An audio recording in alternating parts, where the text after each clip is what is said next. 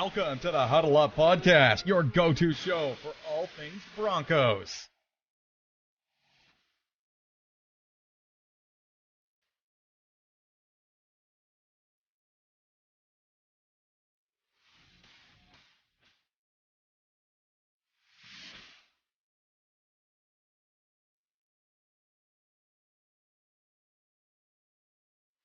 Once again, Broncos country, it is time to huddle up. I am Carl Dumler, and with me as always, we have Nick Kendell. This show's focus is all things that pertain to your Denver Broncos, with an extra focus on the NFL Draft, with Chad and Luke rejoining us on Huddle Up. Nick and I will continue to talk general Broncos news, but we will be much more draft-heavy in our content, because building teams in April is arguably as fun as the actual games on Sunday in our opinions.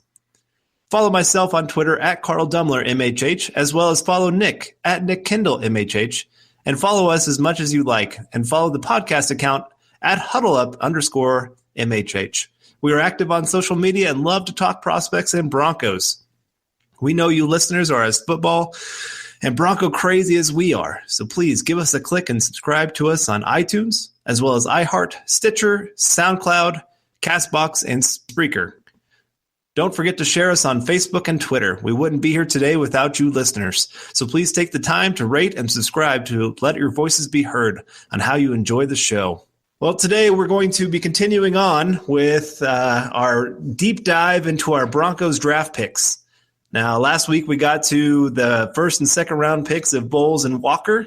And today we're going to try to get through three prospects, our 2 third-round picks, and, of course, our fifth-round pick of Jake Butt. Now, Nick, I was kind of thinking about this. How long are we allowed to be fourth graders when it comes to his last name? Until the day he retires or leaves the Broncos. I mean, doesn't matter. I'm hoping. I mean, we'll see what happens with the QB battle, but the seaman forcing it into the butt jokes. I mean, that's going to happen, right? At least we can get it maybe preseason or something. I don't know, but perfect. I'm ready for it. Oh man, yeah.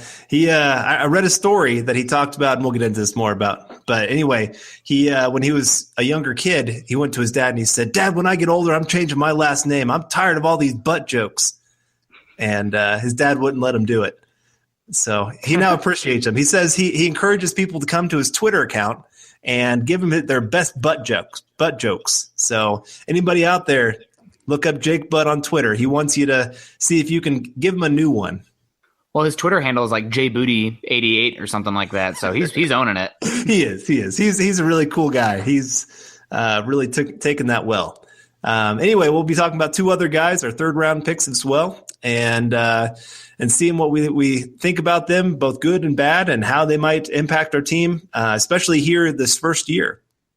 So, and really for us, and I think Nick will agree with this, the first and second round picks, a lot of people want to talk about those, and they're going to be the most talked about prospects unless you draft Chad Kelly in the 7th round pick. But for us, it's that 3rd round and on.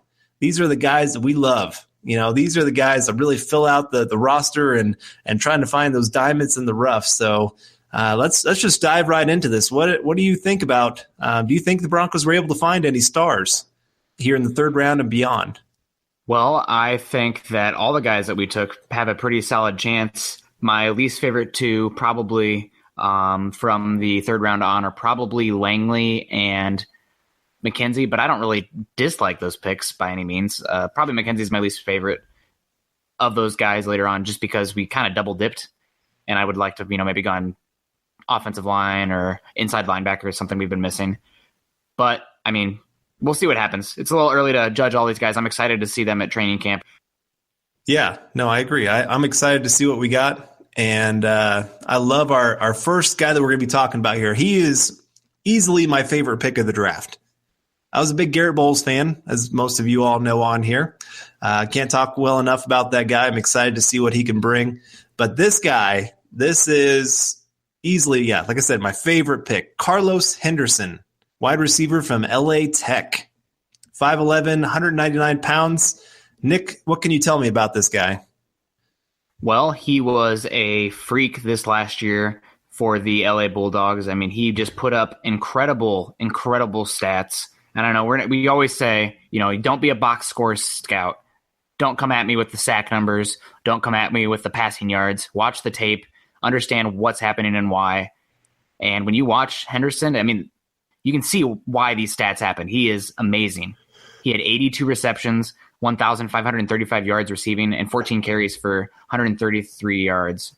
He also had a buttload. We're going to have to say buttload all the time, aren't we now? A buttload of kickoff returns, 25 for 805 yards and 2 kickoff returns for touchdowns. So he's just dynamic, and he was one of the most fun players I watched this entire year. My small school wide receiver crushes early on were Taywan Taylor, who went the top of the 3rd round to the Tennessee Titans, and then Carlos Henderson. And I was all about those guys coming to Denver. I thought they could be really a dynamic 3rd wide receiver and maybe even develop into a wide receiver too. If we move on from Emmanuel Sanders or Demaryius Thomas farther down the line. And I love Henderson. He had a pretty solid combine, kind of a mixed review.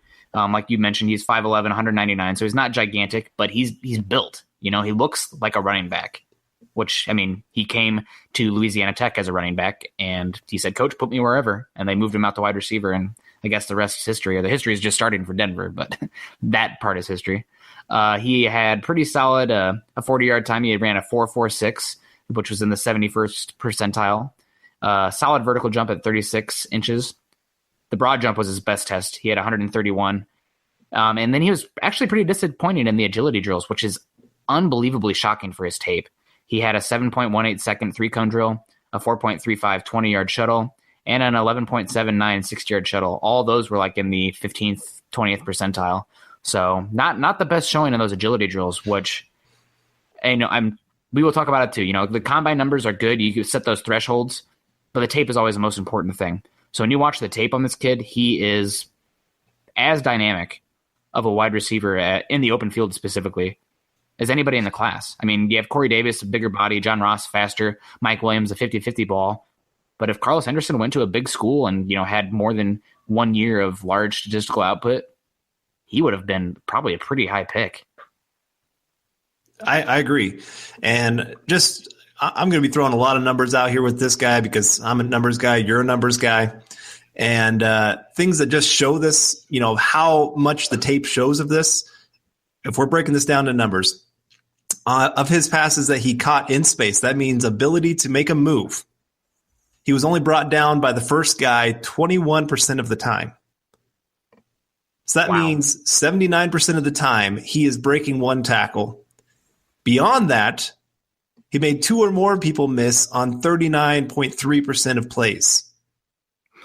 Second on that list over the last 2 years is Corey Davis, guy that was taken top 10 at 22.6%. Top 5. Yeah. So just be thinking about that. This guy, when he is in the open field, is probably one of the most dynamic wide receivers to come out in the last 3 or 4 years when we're talking about making people miss. And if you watch his tape, you look at that 82 receptions for 1,535 yards. That's 18.7 yards per reception. And a good chunk of those receptions are within 5 yards of the line of scrimmage. So a big chunk of what he does is once he gets the ball in his hand, he goes and makes people miss. They loved him in the screen game. I don't have the numbers in front of me and how many passes were screen passes compared to deep passes or anything like that, but oh my goodness, yeah. This guy, you get the ball in his hands, he can take it for a touchdown every time.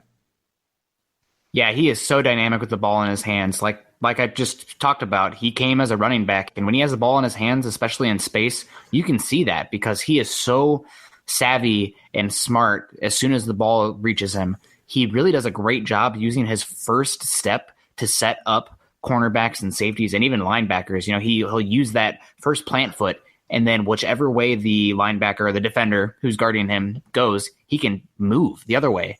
And I like I talked about, I'm just shocked that his lateral agility drills were so low because on tape, he looks like a freaking human joystick. That's the nickname of Isaiah McKenzie. But when I watch Henderson, this dude makes people miss all the time. And you talked about the numbers. People couldn't tackle him. Now, granted, playing in the CUSA compared to, the Big Ten or the SEC or the ACC is not going to be as strong a competition. You're not going to be going up against that type of, those high-level defenders that you see in those conferences. But still, this kid was super dynamic and just a lot of fun to watch in space. I'm super excited to get him. You talked about the screen game with him, and that's something that Mike McCoy is very much about in his passing concepts. He uses a screen a fair amount.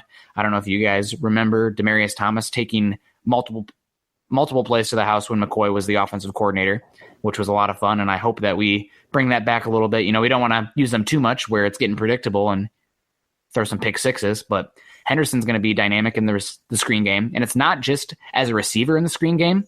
It is as a blocker in the screen game. He decapitates people when he's blocking. There are highlights of him just coming across the line. Normally you see like a guy, block a cornerback or block a safety, take him out of the play.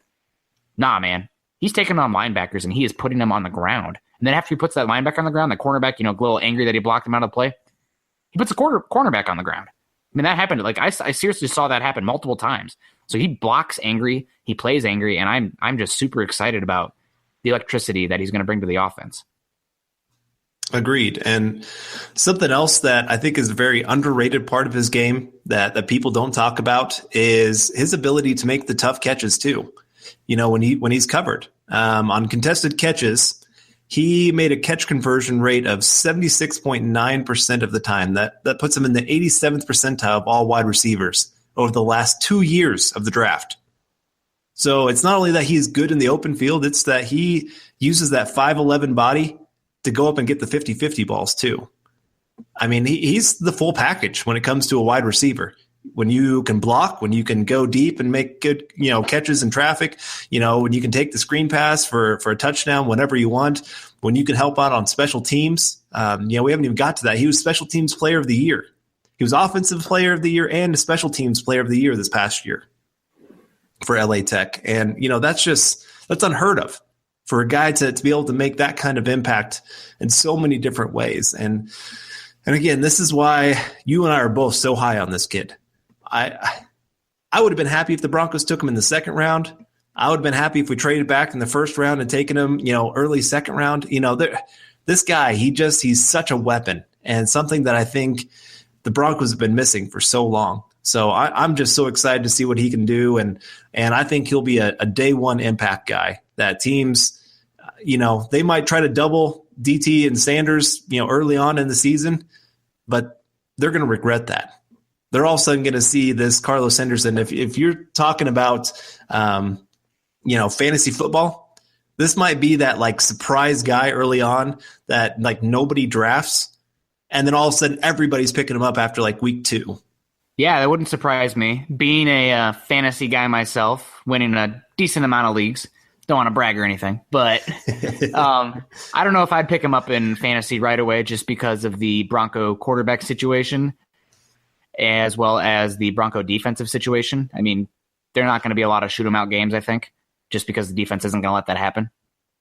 But if one of the top wide receivers gets hurt, definitely plug him in. But I'm not sure there'll be enough targets for him to be fantasy viable unless you're playing in like a 3 wide receiver PPR league. Now, granted, he could show more as the year goes along, obviously, but we will see. That's kind of a different little topic there. Yeah, and it is. And maybe I'm getting a little ahead of myself on some of this, but he's one of those guys, even if you only get him 3 or 4 targets a game, he can still make a huge impact because he could take one of those for a 50-yard play, and then all of a sudden the entire defense has to completely adjust going, we can't let that happen again. So, yeah, I love this kid. I think he's going to be a huge impact in so many different ways. I don't know how much they're going to use him on special teams, though, to start off with. I think you and I have heard that the Broncos kind of drafted Langley and McKenzie with the hope that they wouldn't have to use Carlos Henderson as much on special teams. Yeah, I'm sure that'll sort itself out in camp. It depends on, Langley might not even make – not Langley. McKenzie might not even make the team, which would kind of be a wasted pick there, but – given that they gave him, that number 5 and how many wide receivers we have, maybe he'll be on practice squad year 1. I don't know. We'll have to see what happens in training camp. Carlos Henderson does bring that ability, though, to be a dynamic punt returner and kick returner. Agreed. I think that they should use him that way. I hope that they do because, like you said, that you add that kind of dynamic play-making ability. He is a guy that changes the entire game with one play. And I think the Broncos have shown that they have a bigger emphasis on special teams this year. They drafted a lot of guys with the thought of they are going to be special team stars. And that's great. We missed that. Last year, I think our longest punt return was like 21 yards. I had no idea. It was bad. Yeah, it was bad. It was. I think we had some of the worst return games of any team in the league. So I blocked it out. After Jordan Norwood fumbled that one against the Patriots after we caused them to go 3 and out. After that, I was like, I don't remember any special teams. Forget it. I'm done. Destroyed. Tyreek Hill killed us. Screw it. I know. Watch the punts and the kicks. It was bad. So I'm excited to see what our special teams can do this year. This is the first time in a while that I've been excited by, the fact that we have a great special teams. I think we do. They're rookies, so I don't know what they're exactly going to bring, but I think that skill set translates well to the NFL. Yeah, I agree, and he offers multiplicity. That's one of my favorite words for defense. These later round guys, how many different ways can you win? Not just your one niche, but how many different ways can you impact? Like if DeMarcus Walker, honestly, switch DeMarcus Walker and Carlos Henderson around. I was actually talking with a friend of the show, David Cromwell, about this, and he mentioned that, switch around DeMarcus Walker and Carlos Henderson, you probably have about value, right? And I'm like, that's a great point. If you took DeMarcus Walker in the third and we took Carlos Henderson in the second, I wouldn't probably have batted an eye. Because that's how much I like Carlos Henderson. And I definitely don't hate Walker, but I just think he's a little more limited. So that's about the value. And I think Henderson is going to be a great player for us year one. With how much Mike McCoy uses those 3 wide receiver formations, he is going to get a fair chance to make an impact early. Agreed. Yeah, very excited. Well, we better move on here. We can get a little long-winded, and we could talk about Carlos Henderson all day, but better move on and talk about Brendan Langley, quarterback for Lamar Southland. Can you tell me anything about this kid? Very raw, but a very solid athlete. I was not as impressed watching his tape as I was watching him at the combine, but he's definitely got some huge potential. He is 6 foot, 201 pounds. That's what he weighed at the combine. He might actually play a little bit heavier than that, is what from what I've been told. He has really long arms and a good hand size, so a good frame. He has 32-inch long arms. He ran a solid 44 size at 4.43. His jumping statistics weren't that great, 35.5 and 123 for the vertical and the broad. And his agility drills weren't great. His 60 shuttle was solid. But again, this is a late third-round pick, so not that upset about it. But his bench press was what we talked about in the last podcast, how much the bench press doesn't really matter. But I do like to kind of see it, especially for just some power in those corners. I think we're going to use him as a jam cornerback. He's going to be press. He's going to be at the line of scrimmage. He's going to ask to be physical, at least down the line. And with those 22 reps that he had, with those long arms even, that's a pretty strong athlete. Some of the top guys that he compares with include Quentin Jammer and Vontae Davis. So he's got some good cornerback company there in terms of his measurements. I think he showed decently at Lamar statistically. He had 7 pass breakups, 6 interceptions, and 2 punt returns for touchdowns. So again, some more dynamic players for the special teams unit of the Broncos, which we struggled with last year. And I'm excited about him, but I don't think he's probably going to have a huge impact year one with just how raw he is as an overall player. Agreed. He went to the Senior Bowl, and he had a few moments that he looked really good, and then he had a few moments that he just kind of stunk it up. He got against the better competition, and he kind of showed that rawness, that, he's a great athlete. He has a desire to be a great football player. And like you said, he has that physicality that you look for. You love that. That's something you can't always teach very well to a player. And so when he already has that and just has just a great attitude of what he wants to become, I'm excited to see what he can become. But yeah, year one, he's probably going to be more of a special team star than he will ever be as a starting cornerback. He's got some great teachers ahead of him. I loved, when he was interviewed, he talked about the cornerbacks of the Broncos and just how he's kind of studied them and kind of said, this is what I would take from them. He said, if I could take one thing from each of these guys, I would take Aqib Talib's patience, Bradley Roby's tenacity, and Chris Harris's feet. So, it's great. He's already scouting the very guys that he's going to be working with. And I think, they've already shown that they love to work with other people. Chris Harris has always talked about that, The player that he has become is because Champ Bailey took him under his wing. And I think Chris Harris has kind of reached that point now where he can really be that kind of player of hey, this guy that, maybe not everybody sees the quality of player that he could be. And you know what? Let's take these skills and let's develop them. Let's make you into something great. And I'll show you what it takes to be a great cornerback. So yeah, I'm excited to see what he can do behind these guys and then see, that raw skill set, if it can be really developed into something. This is a high risk, high reward kind of player. For a third round pick, yeah, he's a little bit more raw than you like, but at the same time, he still has that high potential to be a good quality starter. So I don't know. We'll see what he can become. Little sidebar here. Can we talk about how bogus it is that Chris Harris was the 63rd player? I think it was the 63rd on the NFL top 100. I mean, what does this guy have to do? What does he have to do? Does he have to intercept it and run it 99 yards against Tom Brady in the playoffs? Kind of that Champ Bailey style? Because this guy is I can't think of a cornerback that's been more consistently good. The only game I can think of where Chris Harris had trouble was, I think it was week 15, 2015, against the Steelers. And Antonio Brown gave him a hard time. That's the only game I can think of. This dude's been he's perfect technically. He's not the biggest guy. He's not the strongest. He's not the fastest. He is pretty fast and quick, though. Let's be real. But just his consistency and his mental processing, I mean, I don't know if I would take another cornerback in the entire league over him. Yeah, I've had people sit there and say, well, he goes up against the slot wide receiver. He kicks in for nickel situations. Not always. And not always. And even though, I mean, when he does, the fact that he can be top 5 ranked on the outside, top 5 ranked as a slot corner as well, I don't think people understand there's a different skill set that goes on there. You don't have that sideline.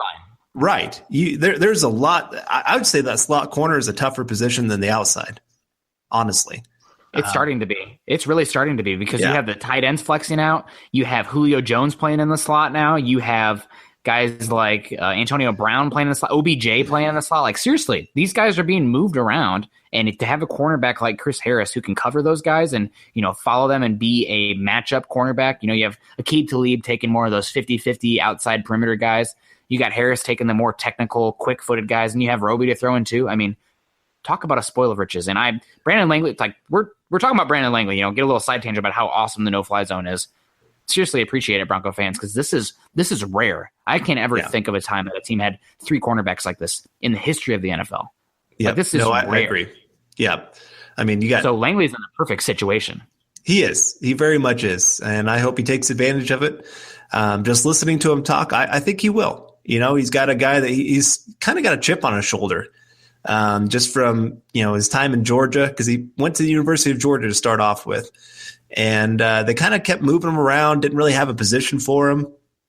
And I think he kind of got frustrated because he was tired of not knowing exactly where he's going to be playing.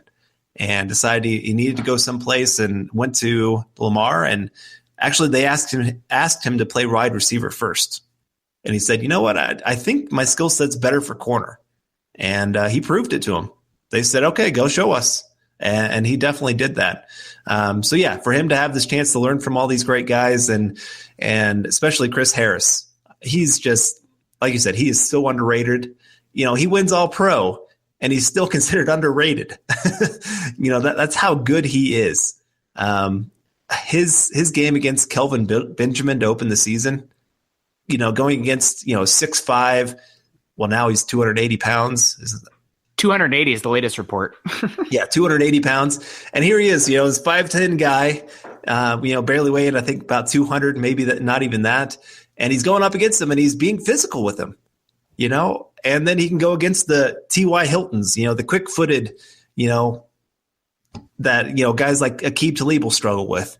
And he can play against any wide receiver in the NFL and find success, except for Brown. Antonio Brown. Yeah, that's his one Achilles heel. It's the one wide receiver that he has consistently struggled against. So that's pretty good. If that's the only guy that you struggle with in the league, that's pretty impressive. But yeah, I'm excited to see Langley and especially special teams. maybe put him back there on some punt returns and see what he can do for the team. Yeah, and I think he's really going to develop. He's definitely going to compete, but I would expect him to be a starting gunner this year. We lost Kayvon Webster to the Los Angeles Rams, and we lost that fourth cornerback. I'm not expecting him to be cornerback 4 this year. I'm hoping Doss will step it up and, show a little more flexibility and ability to play man coverage. Right now he's more of a off-ball man or a zone guy. But Langley is so long and physical and big and strong that you put him on the outside on punts or on kickoffs, and he can make some splash plays. I mean, Kayvon Webster, an underrated guy for the Broncos. The special teams guys don't really often get too much love, but he was always very physical, very stout, good straight line speed, and I think Langley can come in and at worst case scenario, he's going to fill that Kayvon Webster role. But he's a little more raw, and I think he's a little bit better of an athlete. And so there's no pressure to start him early, and I could see the Broncos, this guy could be a potential starter down the line. Agreed. Yeah, no, I'm excited to see what happens. And it was a position of need. I don't think people quite understand that because they sit there and see we have Aqib Talib, we have Bradley Roby, we have Chris Harris, and you're kind of going, why do we need another corner? Well, Aqib Talib, this might be his final season as a Bronco. So appreciate it, Bronco fans. Bradley Roby, we just signed his 5th-year option year, but that doesn't mean he's staying. We might only have 2 more years of him before he either goes and gets his big contract or he just kind of keeps tailing off. This last year wasn't his best year. Does he return to his form of his sophomore season or does he keep tailing off? So cornerback is a huge need. We've seen you have 3 cornerbacks. You have a great secondary. This is what you need in the NFL anymore. So I think it's a great pick. I think it's perfect to find this kind of high ceiling guy and see what he can do. Yeah, agreed. And if it says anything to the listeners, I've already started scouting 2018 defensive backs. I think that's probably a position the Broncos may look at given Talib's injury history, his contract, and just his age. I mean, he had back issues last year. He had a buttload of injuries at New England. And I could see the Broncos looking to move on at some point here. So yeah, hopefully Langley can be a starting press man boundary corner because that's something that we will need. We need that big guy who can play that matchup ball on the outside against those big physical wide receivers. And that could be Langley in a couple years. Sounds good to me. All right. Well, let's move on to Mr. Sharman himself, Jake Butt, tight end of Michigan. What can you tell me about this guy? Well, I can tell you that my Iowa Hawkeyes put him to shame this year when we beat Michigan and crushed their playoff hopes. Sorry, Michigan fans listening, but I had to get one in. No, he's a great tight end, very solid. He has good size, 6'5", 246 pounds with 32-inch arms and 10-inch hands. Wasn't able to do the field drills at the combine, obviously, because of his injury. But he has good size. I mean, that's what you're looking for at a tight end. At 6'5", 245, 255 pounds. And looking at his frame, I mean, he was somebody that I was wanting to talk to at the combine because I like my tight ends. They're one of the more underrated positions in the NFL, I think. They're starting to get a little more celebrated, but, they have to learn the offensive line and they have to learn the receiving. Like, that's 2 completely different worlds, and they have to cover both of them. And I think Bud has potential to do both. He's always been very productive at Michigan, which is a team that's run pro-style concepts with heavy on the ground game. Go Big Ten for that.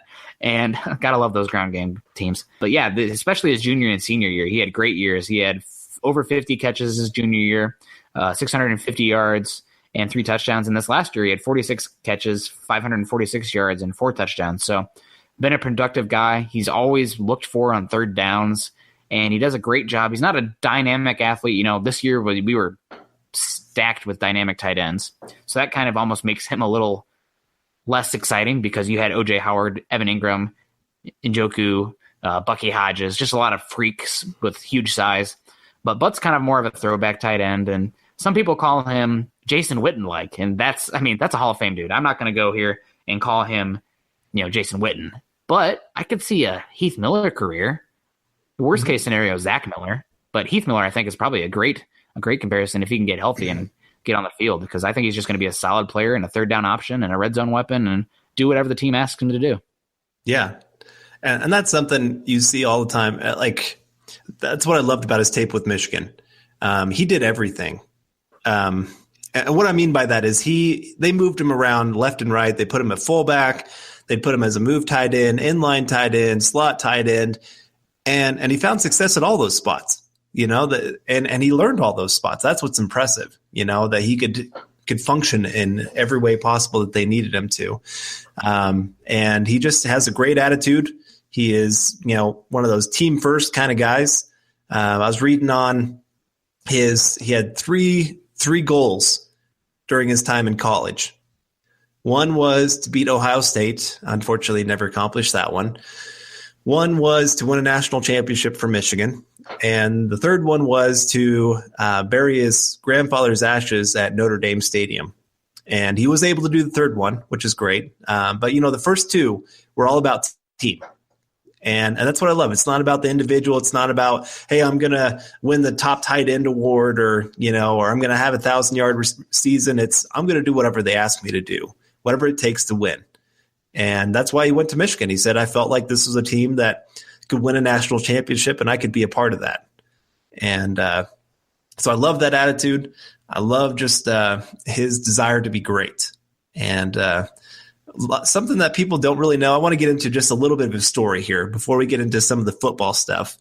A lot of people don't know his grandpa is a football legend. I found this out. I couldn't believe this. His grandfather is in the Ripley's Believe It or Not Museum. He played for Notre Dame, and in his 4 years of playing for them, he never lost a single game. And I don't think he still owns the record, but at the time, between his high school and college years, he won 63 straight games. So pretty impressive history there. And something that he had to kind of live up to was this legend that his grandfather had set up. And then on top of that, his family is actually Ohio State fans. They were, at least, and they only lived about 15 minutes from the stadium. So for him to pick Michigan was kind of a pretty crazy decision. Most people thought he'd pick Notre Dame or Ohio State, but he said neither of those teams really showed the top interest in him. Michigan was the team that wanted him, and he said that I want to go to the team that wants me. I want to go play for the coaches that feel like I could be something for their team. And that's what he did. And so he picked Michigan, went there and worked his tail off and worked his way up to being a starter and kind of had a huge setback. 2014, he was doing some drills and he took a wrong step and he felt his right knee pop. And he knew that he had torn his ACL. And, he's going through that right now. He has another torn ACL, same knee, which is, that's concerning. But this is what I loved. And this is what I want to get across of just the mentality when it comes to this player. The first day, he went up to his trainers and he asked them, what is the quickest anybody has recovered from this? And they told him that the quickest they'd ever seen was 7 months. And so he told them, you know what, I'm going to do it in 6. And he worked on his recovery not only with the trainers, but in his dorm room, everywhere possible. And 6 months later, he stepped foot on the field once again to play against his grandfather's team, Notre Dame. So, again, just that attitude of just wanting to be great, wanting to be there for his team, doing whatever it takes. That's what we get. That's what we're getting with this player. And to get that with a 5th-round pick, without injury, this guy was probably a 2nd-round pick, maybe late 1st. But I'm excited to see what this guy brings to the team, and just I think he'll bring some great leadership and some just great work ethic to want to be better. He has his problems, and Nick, how about you hit on some of the issues that he has here? Yeah, to note, he was the first 5th-round pick, and that is obviously a good value for him. But it's those 2 ACL injuries on the same knee that I'm sure dropped him, as well as not being able to go right away. So that's something to watch. But before his injury, people were talking about 1st-round tight end. I don't think he was a 1st-round tight end, especially in this class with the dynamic athletes at the top.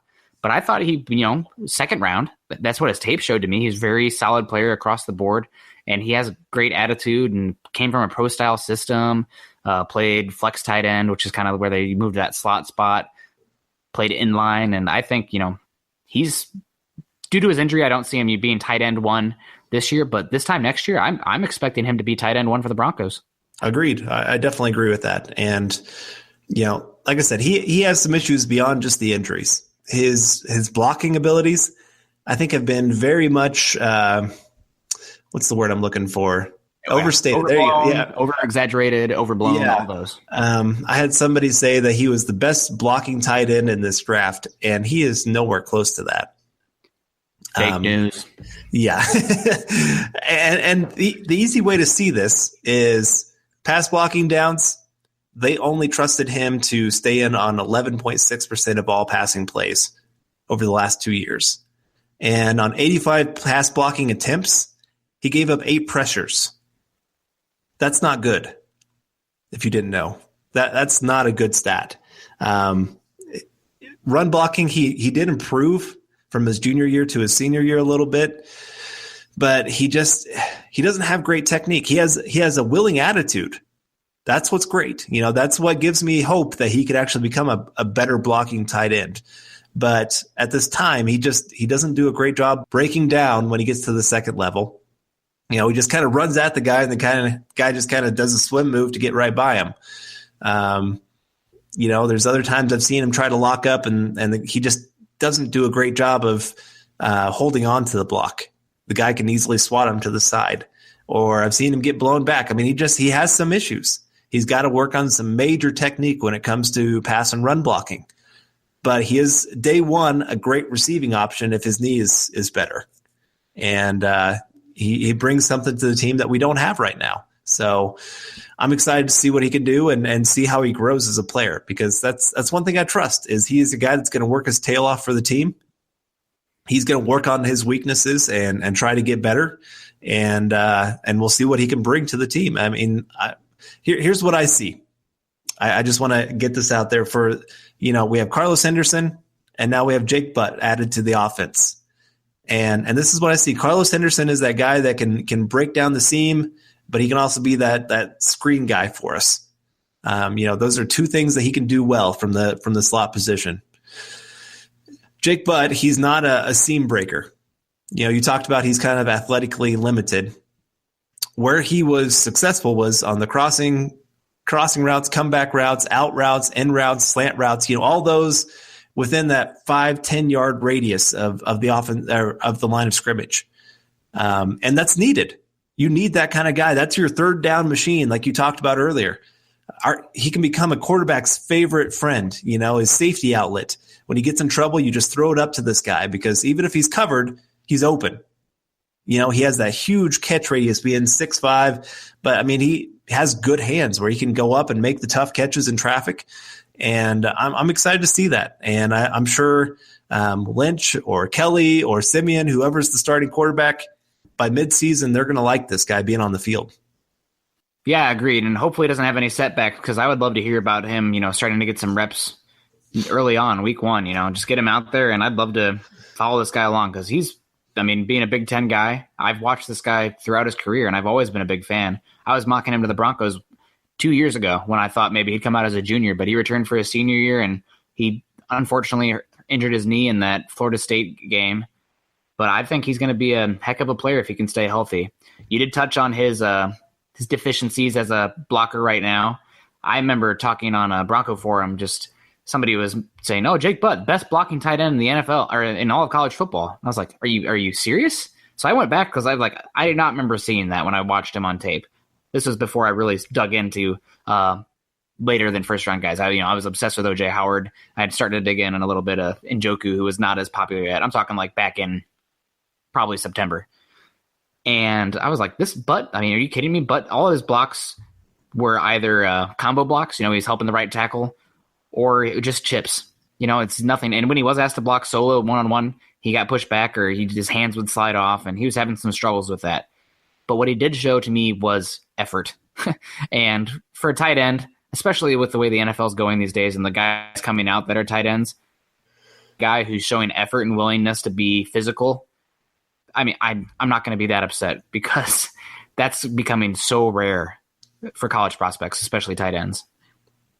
Right, and that's why it's been so hard to find an inline blocking tight end, or just an inline tight end, I should say, that can be both, pass guy or a stay in and block kind of guy. Virgil Green, he's a great inline blocking tight end, but he's not a great receiving tight end. And the teams that can find those inline guys, that is a huge advantage that can be both, and I hope that's what Jake Buck can become, because we need that. To have that guy that can seal off the edge on a run play, but also go out and make the tough catch on third down. That is a huge advantage. And so, yeah, I'm excited to see what he brings, and I hope he does well with this injury, just like he did with his first ACL. And, there is talk that he'll be ready week 1. There's talk that he'll be ready by the time training camp comes around to actually be doing quite a few of the drills. So just have to hope, cross our fingers and hope that good things happen. And if not, then, I guess put him on short-term IR. I'm hearing that they are going to pass a rule that you can have 2 players come back from short-term IR now. Thank God. Yeah, they need to just make it any player can come back short-term IR, but whatever. Anyway. We need to add a couple roster spots too. Yeah, that'd be nice. Or at least make everybody active. Yeah. I don't get this whole non-active thing. Like, they're getting paid anyway. Let them go play if they need to play. Whatever. So moving on from that. Yeah. It's dangerous. I mean, you got guys, you could be forced in a really terrible situation. So I don't know. Yeah. We'll see what happens. Yeah. So anyway, yeah, I hope Jake Buck can be there for this year, that we don't have to completely redshirt him. And because I think he's one of those kind of players that can make a huge impact for us this year. Yeah, absolutely. And we'll be breaking down positional groups in the coming podcasts, going through, guys we think will be cut, rankings, grading even. But Butt's definitely going to be on the roster, and I'm hoping he's pushing for tight end 1 by the end of the year. Agreed. All right. Well, we thought we'd finish up today's podcast with a kind of a fun little game, and we want you guys to be involved in this. We want you to hit us up on Twitter at @huddleup_MHH or any of our personal Twitter accounts. But Nick had asked me this question earlier this week, and I thought it was a really good one. If you could have 5 non-quarterback players in the NFL to start a franchise, who would they be? Remember, no quarterbacks, just 5 players beyond that position. And we kind of went back and forth a little bit. We were pretty close, actually, on our 5 guys. But, it's an echo chamber. Yeah. Yeah. No, but I think we kind of have that same mindset of building the trenches. And so here are my 5. Von Miller. Can we both agree that should be one of the picks? Absolutely. Best player in football. Best defensive player in football. There's 3 great ones. I'll take Von. Yeah, I agree. There's a reason this guy was Super Bowl MVP. I mean, he changes an entire game just with him being on the field. Second, I have Aaron Donald. Best interior defensive player in the league. He's past J.J. Watt. We don't even know what Watt's going to be from here on out. But this guy, this is one of the hardest things to find in the NFL. I'd almost say this is harder to find than a franchise quarterback. Interior pass rusher, or interior guy that can actually do both. That's even rarer. You can find those guys that can be pass rushers. You can find those guys that can be run defenders, but to find both, and that's exactly what Aaron Donald is. Quarterbacks would be, I don't even know what the word is. I mean, they'd be scared to death if they see Von Miller, Aaron Donald, and my third guy, Khalil Mack, Defensive Player of the Year this last year. I didn't agree with that, but he's still a great player. And again, you got these 3 guys coming after a quarterback. You're going to have, you're going to have most games where the opposing team could only score 10 points because these 3 guys are coming after the quarterback or getting after the running back. All 3 guys are great in both the run and pass game. So I love these 3. I think you and I agreed on these 3 across the board. You could have you, me, Chad, Eric, Luke in the secondary, and we would still probably only give up 10 points. That's how good the front 7 would be. Yeah, Eric would be our safety, that's for sure. Yeah. Well, don't tell Luke. Luke's a defensive back coach, so I'll let him pick wherever he wants to play. I don't care. I'm a defensive line guy myself. So. All right. Well, then we have, for me at least, I have Tyron Smith. I just think he is all-pro level blocking left tackle. That guy that you can just know he's going to have that backside and he's going to do great. He's going to open up some great running lanes. And it is crazy that this guy is only 26 years old. That is unfair. Cowboys are going to have that bookend left tackle for the next 10 years. But I would love him. I would put him in there. And then my fifth guy is Landon Collins. I think he is the upcoming safety that's going to dominate in the NFL. He was, and I didn't even realize this when I made the picks, but I went back and looked. I picked the top 4 defensive players for Defensive Player of the Year this last year. And I just think he is a guy that he's going to continue to dominate that safety position. You can play him in coverage. He can come up to the line of scrimmage and make a play. I love his game. Well, that's a pretty solid starting 5 for a franchise. I think you probably set the foundation to be a great team for a long time. And I am going to copy I think you copied me maybe. I don't remember. But the first 3, Von Miller, Khalil Mack, and Aaron Donald, the best defensive players in football right now. You could make an argument for any of them. I'm going to take Von, but Von Miller, he's a chocolate ice cream. And you got Khalil Mack, he's vanilla. And you got Aaron Donald, who's strawberry. That's the Neapolitan ice cream of the best defensive players in football. Some people prefer strawberry. Some prefer chocolate. I'll take all 3, honestly. I like ice cream. But I mean, they're just incredible. And how can you double team 3 guys? Like each one. Like I get like you're gonna send one guy out to run routes, max protection every time. I mean, you're done. It doesn't even matter. For my next guy that I'm going to go with, I know we were just talking about how great Chris Harris was earlier, but I didn't want to go with 2 Broncos. So I'm going to take the next best cornerback in the NFL, probably there was a lot of debates when this guy came out, if the Broncos should take him or not, because they wanted to replace Champ Bailey. We ended up going Von Miller, smart decision, but probably one of the best cornerbacks in football right now, Patrick Peterson of the Arizona Cardinals. Big, long, physical, and I believe he had the lowest throwing percentage towards him in the last 2 of the last 3 years. So, I mean, people don't throw at him. He's big, and if he's on you and he's healthy, you're not probably going to get open. Don't even throw it at him. And I think he can move to slot, but where I love him is covering big guys, and he's quick enough, twitch enough that he can cover quick guys as well. So just back, and I think he's the highest paid cornerback in the NFL too. So it shows.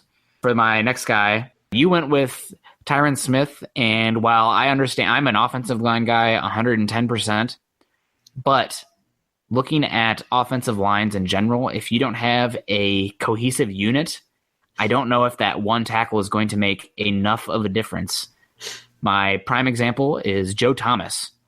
I mean, how great has Joe Thomas been all these years? One of the best offensive tackles. I mean, he's definitely all decade. He's going to be all decade. And those Browns still haven't been able to get off the ground. So I'm going to go a little different direction. I'm going to go with an offensive playmaker, and I'm going to go with my number 1 wide receiver in the NFL right now, in Julio Jones. He does have some ankle issues, but my God, when he is on the field, he is one of the most dominant. I mean, he's the most dominating wide receiver I've seen in the last 10 years outside of Calvin Johnson. But those 6'5" guys who run sub 4.40s don't exist. So I'm going to go with Julio Jones. He's very smooth. He's very physical. I love how physical he is, not only attacking the ball, but in the run game at the top of his routes. And, you just get that guy on the outside. Very defensive heavy in the first picks. Both of us went 4 defensive players and only 1 offensive. But I'm going to take Julio Jones. I kind of was debating between him, Odell Beckham Jr., and David Johnson. Odell Beckham comes off as a little bit of a head case, so he kind of concerned me that way. I don't know if I want him to be one of my core players just because I don't know his leadership. No, not disrespecting the guy, just it's not as well known to me. Julio Jones is absolutely incredibly hard worker, and he's going to come in and work his butt off. Not a big talker, just a crazy hard worker, and I love that. And then finally, David Johnson was the one I was close to, but running backs have such a short shelf life, and they don't get the contracts that wide receivers get. So I was really close. And I'm also David Johnson, he's from Clinton, Iowa, which is about 40 minutes north of where I was raised. I mean, I watched him play in high school, so I've always have a soft spot in my heart for that boy. But I mean, I love David Johnson. When he came out, I was really hoping that we'd get him, but I was just, I'm not much of a prayer. I don't, things happen, but I was praying that he would not end up on the Patriots because I thought he would be the most explosive Patriots perfect running back because how good of a receiver he is and how he plays. Thank God that didn't happen. Oh my God. I agree. You saw my first list, and I didn't have Landon Collins on there. I had David Johnson. So you and I are both in agreement that he is the best running back in football right now.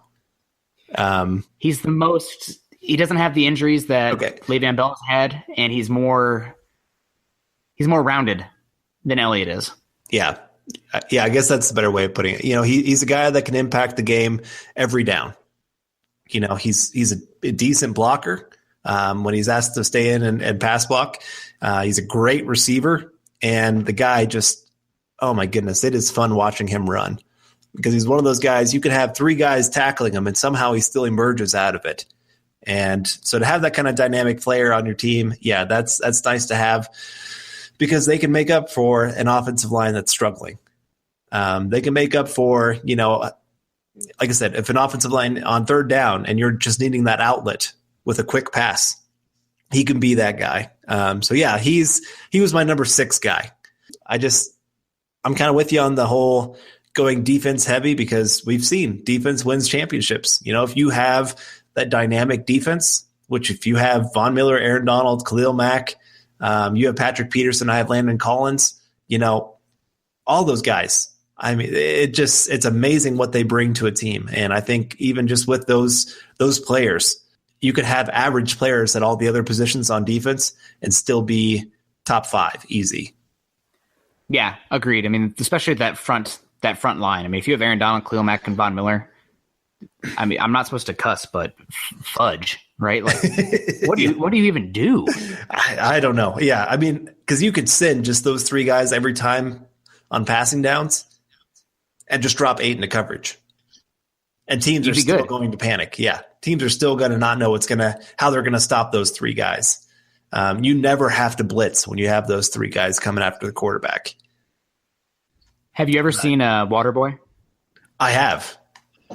In the Bourbon Bowl when Bobby Boucher comes back and they don't know what to do because they're starting to make a comeback, scoring defensive touchdowns, and the offensive mastermind, the opposing head coach, decides that the best strategy is just kneel the ball every time. And that's honestly the best thing you'd have to do because otherwise your quarterback's going to get killed. Seriously, it's over. I keep thinking of the game where they were like on their 3rd string quarterback and the guy was like, "Please don't hurt me." That's what I think that was the Iowa Hawkeyes. Like I swear to God, the Hawkeyes in that game, and that might have been the kicker. He blocked the kick, I think, against that. But yeah. Anyway, that's what I see happening. Yeah. So yeah, great teams, and that's.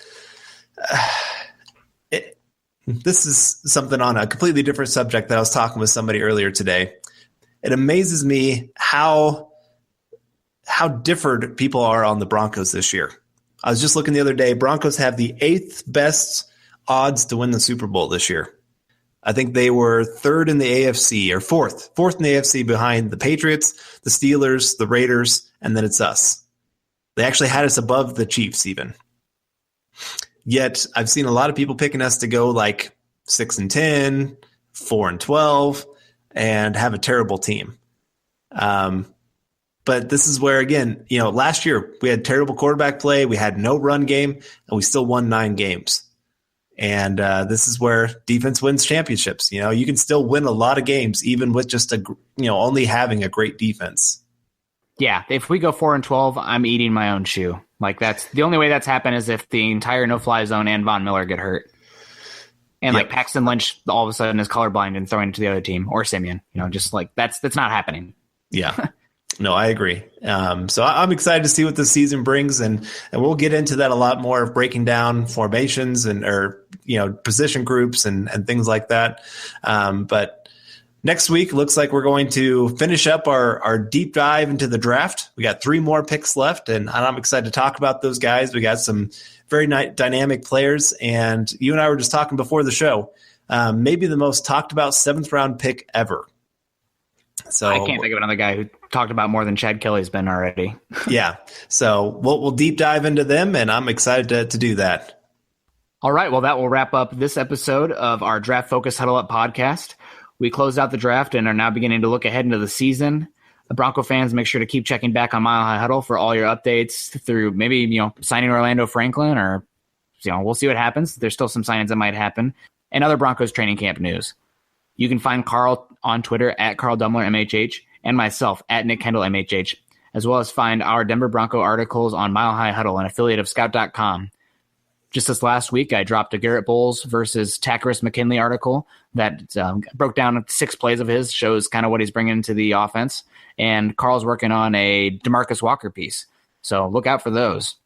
You can follow the Huddle Up podcast by subscribing on iTunes, and for Android users, Stitcher. You can also follow us on Twitter at Mile High Huddle and at HuddleUp_MHH. Again, please be sure to subscribe and rate us. For Carl Dumler, I'm Nick Kendell, wrapping up the 15th episode of the draft-focused Huddle Up podcast. We hope you enjoyed the show, and we will see you next week. Go Broncos. Mile High Huddle.